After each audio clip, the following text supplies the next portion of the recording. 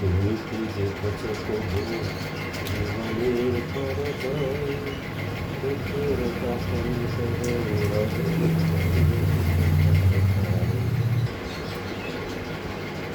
তুমি কি দেখেছ প্রভু জীবনের পরাজয়, দুঃখের কাপন করে।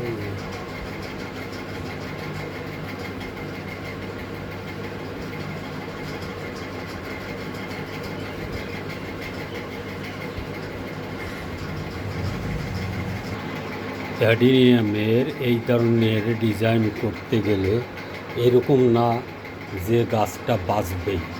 হয়তো এই গাছটা যদি বেশিরভাগ 90% ধরা যায় যে গাছটা বেঁচেই থাকবে, ডিজাইনটা সম্পূর্ণভাবেই হবে।